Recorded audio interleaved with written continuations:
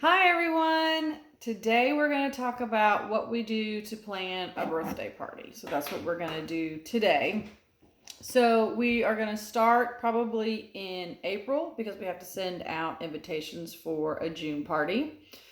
So the first thing that we do is we decide on our theme. Now that can be hard because I have a 6-year-old and he changes his mind all the time. So we've gone from we were going to do a SpongeBob party to now we're going to do a Sonic party. And at some point I have to say, babe, enough is enough.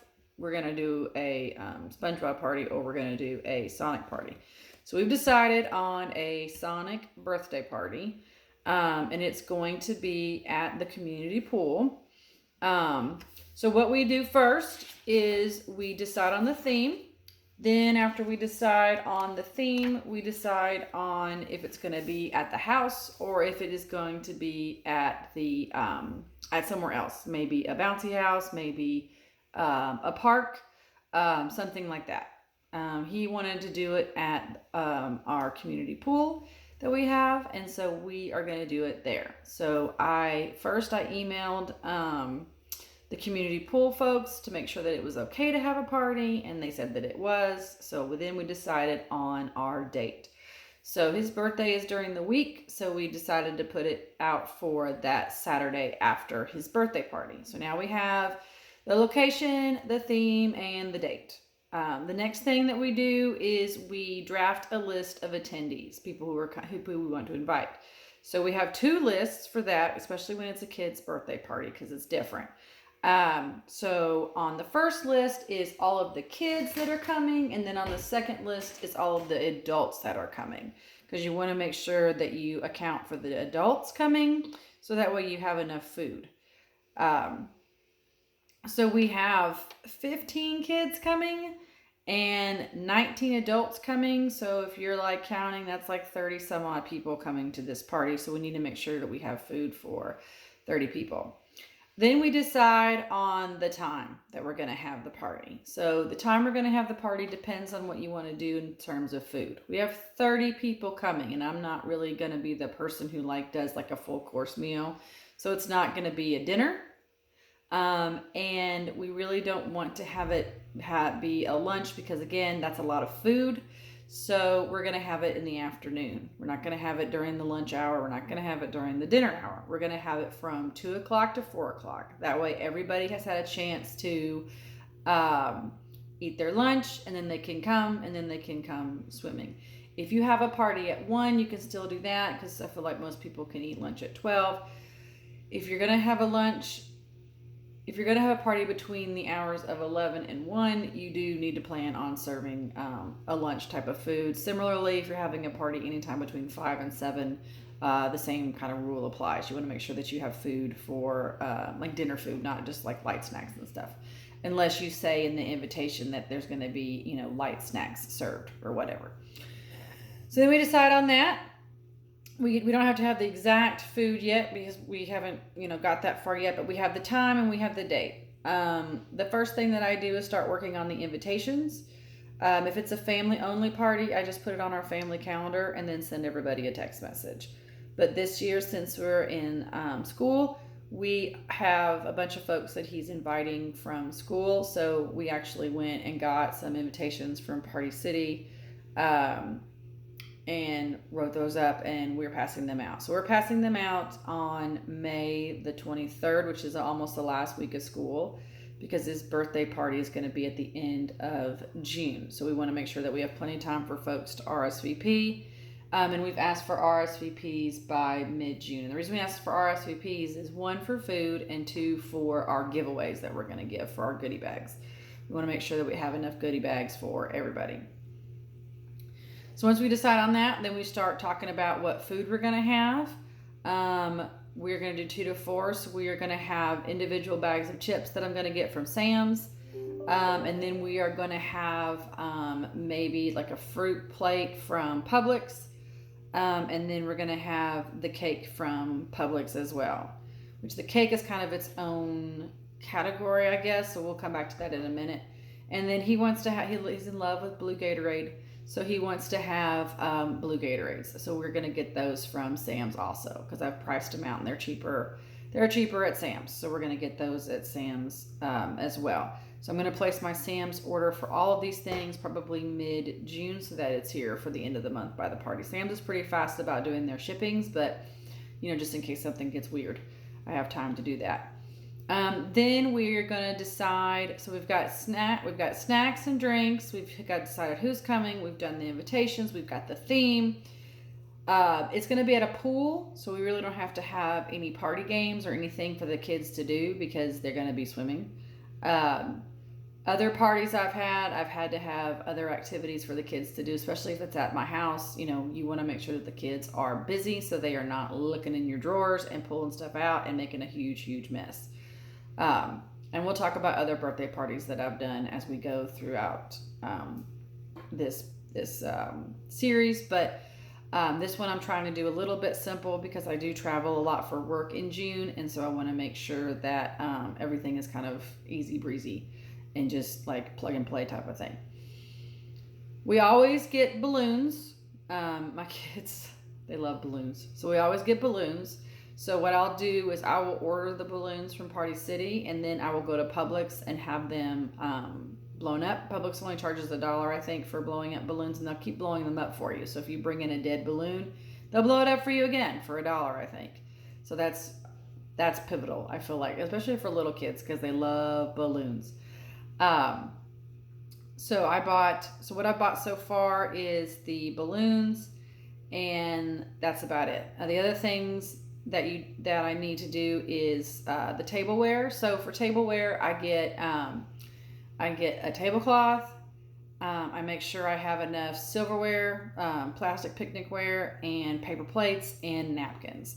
So I'm going to use my own plastic picnicware. We keep plastic picnicware around here all the time because I don't like to run the dishwasher. And we also have paper plates. I am going to have to get some Sonic plates because he's not going to like having his cake on a white plate. So we'll probably have both paper plates and then like a pack of Sonic plates. So I'm going to order a Sonic balloons. I'm going to order Sonic tablecloth, and I'm going to order Sonic napkins and Sonic plates. But I'm not going to order 31 because the adults don't eat cakes usually, and then I have the paper plates, and most adults are fine with the regular paper plates. It's really just the kids. So I'm just going to order enough to cover the kids for that. And then for the cake, I have purchased a number 7 candle because he's 7. He has to have a number 7 candle apparently, and then another Sonic candle for the cake.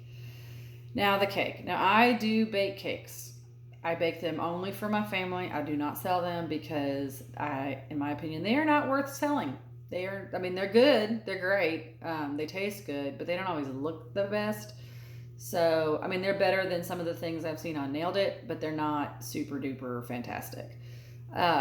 So for this party, I'm going to pay for the cake, and then I'm going to have it look like I made it. So I'm going to have Publix make 12 chocolate cupcakes with blue frosting, maybe 18. I can't decide yet. And then I'm also going to have them either make a sheet cake that is blue with gold rings on it for the Sonic rings, or I'm going to have them make, like I saw they had this tall cake that they can do that has sprinkles that come out of the middle. That's pretty cool. I've done a cake with M&Ms in the middle before, and that's pretty cool. So I think that he might like that better. And then I would do this tall cylinder cake with the blue rings, and then I would decorate the outside with the cupcakes that I have. Or I'm going to have them do just like 1/4 of a sheet cake and then still decorate the cupcakes around the outside. I can't decide on that. I feel like you get more cake if you do the sheet cake, and I feel like if you do it the other way with the sprinkles and stuff, I just feel like it's not enough cake for 31 flipping people that are going to come. So then what I did was I bought some little Sonic figurines, the little ones on Amazon that were specifically for cakes. They're real small. They're like 2 inches tall, but I'm going to take those. I got a pack of 24. And so I'm going to take those and I'm going to put them on top of the cupcakes as a part of the gift that the kids get for coming. And then I'm also going to put some on the cake. And then I may get them to put Happy Birthday Noah on the cake too. Not sure about that because it depends on how I end up with the candles and how I end up with the little figurines and how much I have.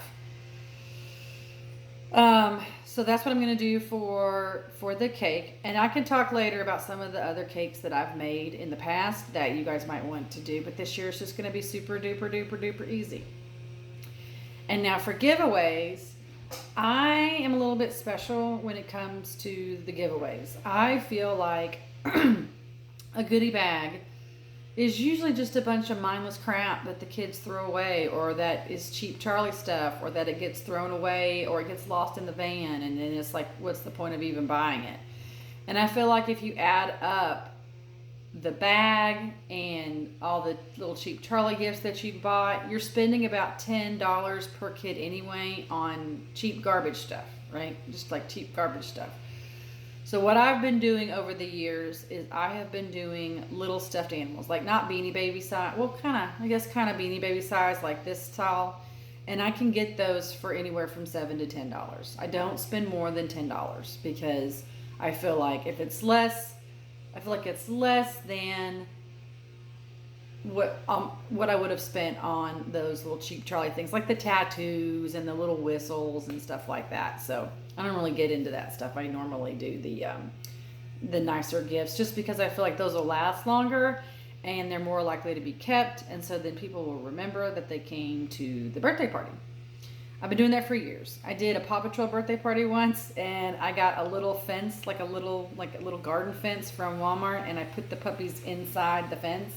I got a whole bunch of Paw Patrol dogs. They were like $6. And then I made a sign that says "Free to a Good Home" on the front. So I thought that was really cute, and they kept those. So I thought that was adorable. So I'm going to do that this year, but I'm not going to do that until I get the final head count of who's coming. Because I'm not going to go out and buy 15 of these for $150 if some of these folks are not coming.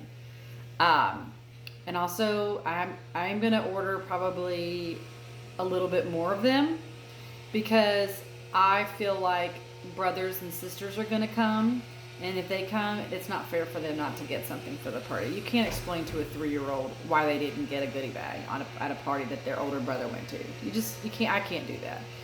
So I'll probably look at who and I know everybody who's coming, but I'll probably look at all the kids that are coming and calculate how many brothers and sisters they have, and at least order that many.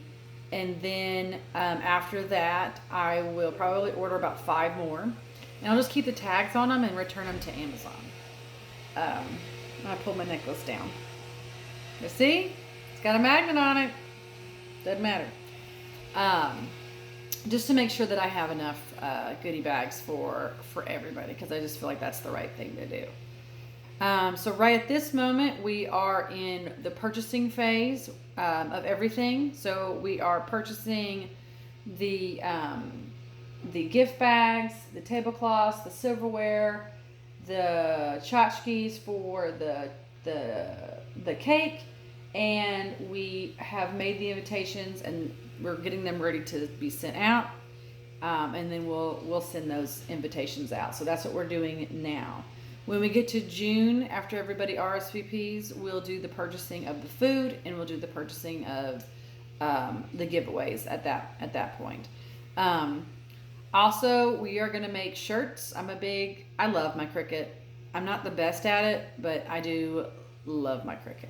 So what I'm going to do is I'm going to make some Sonic shirts for the family to wear, like me and my husband and my other kids to wear, and they're going to be like royal blue, and they're going to have a Sonic face on them, and I'm going to make those for the party. But I just now started doing that because I just now thought that was a really cute idea, because I see a lot of other people doing it, and I thought, oh, I could do that. So we're doing that now. But these are some of the things that I do to prep for a party. These are not things that you have to do to prep for a party, but this just helps on the day of to have more of a plan. And it helps kind of put things together earlier than the party, so you don't feel rushed and you don't feel stressed because you don't have everything that you need. And it also saves time, because if you forget something, it's probably just one thing, not 50 things, because you've already been collecting the things that you need for the party. So that's just my recommendation about how to really put on a good party. At some point, we will go over some of the other things that I've done for parties because I've gotten pretty crazy with the birthday parties. But anyway, I want to thank you so much for watching today, and I hope you have a great one.